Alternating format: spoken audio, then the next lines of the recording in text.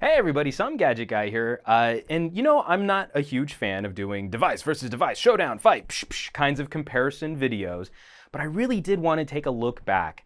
The LG G2 was an impressive underdog achievement from LG last year, and I don't think we really realized, those of us in the tech blogging community, we were talking about M7s and Galaxy S4s, I don't know that people really fully understood how ahead of the curve the G2 really was, especially now seeing Galaxy S5s and M8s. And I also think that their design language here, the experience of using an LG, has shifted a little with the G3. This isn't necessarily going to be a versus video, more as it just a sort of a quick discussion on evolution when we watch what one company starts valuing and how they're becoming successful in the market. And so really looking at the G2, 1080p screen, 5.2-inch display, software keys at the bottom, and the first phone that really started incorporating this new design language of putting all of the buttons on the back. 13-megapixel camera, optical image stabilization hardware built into it, with some ergonomic features for controlling the camera using these back buttons. It's a great selfie phone for those of you who really want to get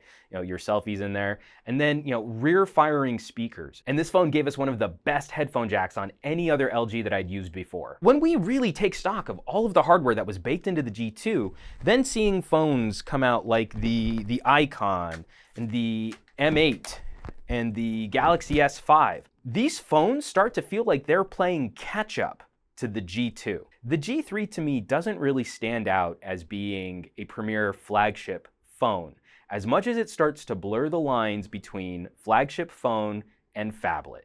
This 5.5-inch screen, they've done an incredible job of minimizing all of the surrounding plastic on the G3. I mean, it really feels in the hand way smaller than a 5.5-inch screen should. But we still run into some of those same ergonomic concerns that we do with phones like the Galaxy Note, the Optimus G Pro, and to a lesser degree, I mean like monster behemoth phones like the 1520. These two phones could almost stand side by side as stablemates, like a big, bigger, and biggest, like if we had something like the G Flex here on the side, as LG phones go. Like you could still keep selling the G2 as far as I'm concerned, for having a slightly more reasonable 5.2-inch screen, step up to a medium big with the G3, and then hopefully we see a refresh for the G Flex or the OG Pro or whatever other large screen device that they want to put in. And this would actually make a lot of sense as a three-piece phone layout. The G2 is still terrifically competitive against other phones coming out this year. While it's not maybe as bleeding edge as it used to be, it's still cutting edge. And there are a few phones that completely unseat it in terms of hardware. But we want to talk about just some of the refinements going through. Now, both of these G phones are AT&T versions. And so I think I never really loved the button feel on the AT&T G2. The power button scooping into these very, very subtle volume rocker switches meant that I almost always slid up too high and touched the camera lens, which meant that my camera was always smudgy, and anytime I wanted to use the camera, I kind of felt like I had to wipe the screen clean. This was improved upon with the G Flex, where they gave us these little nubbins that help give you a feel, a tactile sensation. More importantly, on the G3, what we've got instead is a domed power button here. And it's much easier to feel where the power button is on the G3 than it was on the G2 for turning this on and operating the volume rockers without sliding all the way up too far to hit the camera lens. Other subtle improvements, we've got the dual LED flash, which also has a white LED and a yellowish LED for white balance.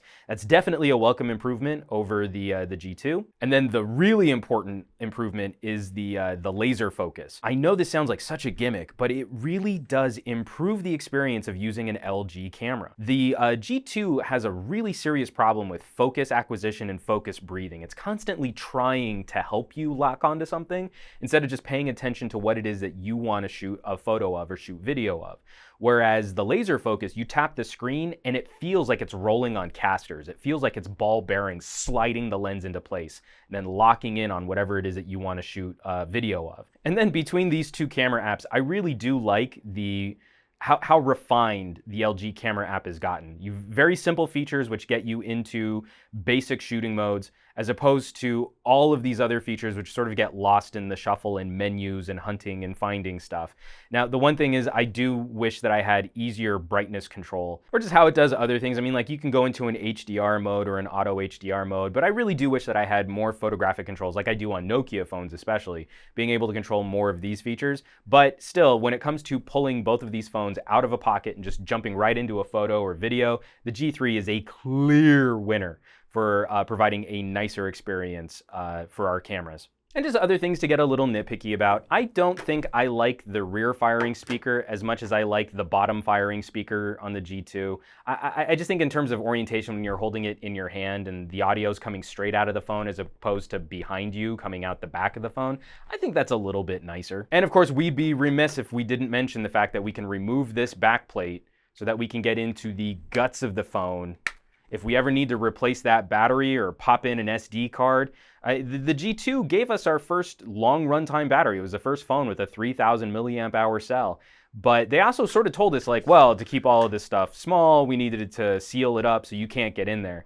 I'm really happy to see LG walking away from that design, that sealed design, and giving us the ability to crack into the backs of our phones again. Plus, it's just awesome going from a 32 gigabyte phone to a 32 gigabyte phone with SD card expansion. Because it's so easy now just to double the amount of storage that you've got on your device. Pop in an SD card, you are ready to roll. I mean, I'm telling you guys, Samsung 16 gigabyte phones are starting to feel a little claustrophobic, especially with all the crap that you pack on there. Though if you want to get really nitpicky, I do think the fit and finish on the G2 is actually a little bit nicer than on the G3. The plastic edging that goes right along the micro USB port has a kind of scratchy feeling when you're popping the cable in there. I still haven't found a good feel for how to just slot that in there. There's always like a little scrape or a little bump that I've got to kind of dance it around. And this is unique. I think it might be unique to my review unit because I haven't heard many people complaining about that. And the other people that I've talked to who have the G3 haven't complained about that yet either. Whereas the port here and just the case feel in general, even though this is two pieces of plastic, they're linked together in a much more solid fashion.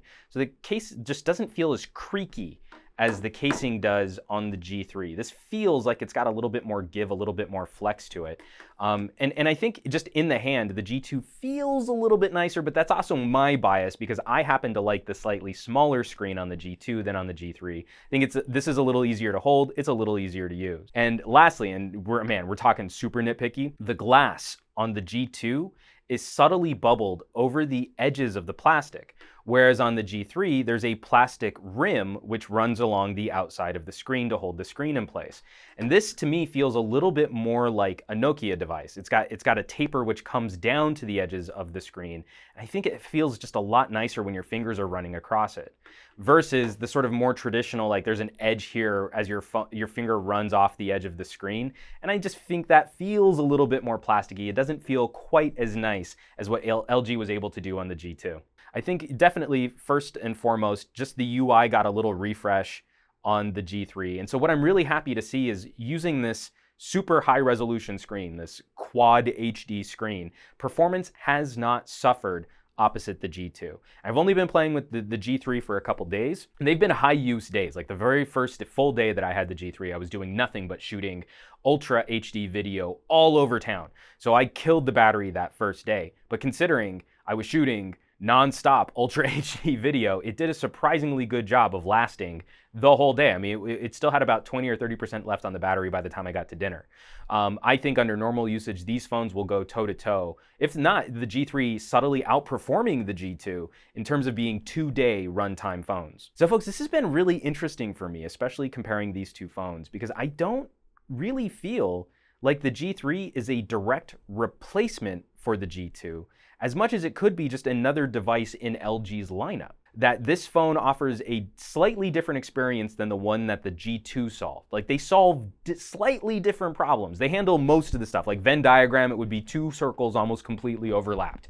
But the G3 subtly walks away from some of the more phone-like aspects of the G2 for providing that larger screened experience. And I feel like they just had a slightly different list of criteria while designing this phone than they did when they were tackling the G2. And again, and I've said this before and I'll say it again, if you're not paying attention to LG devices, if you're shopping an Android phone and you're not looking at LG right now, I think you're really missing out on some unique devices. These are now unique solutions for smartphone and mobile computing out there in the ecosystem. And this is a third generation of LG phones that I've been seriously impressed by for providing an experience that no other manufacturer can provide. Of course, I want to hear from you guys. What phones are you excited for between these two devices? Are you currently using a G2? Were you thinking about shopping a G3 or a G2? Drop me some comments down below. I want to know what it is that you guys care about, what you're looking forward to in this next generation of smartphones, especially with LG leading the curve on some radically cool technologies like Quad HD screens and laser focus for the camera. As always, folks, thanks so much for watching my videos, sharing my videos,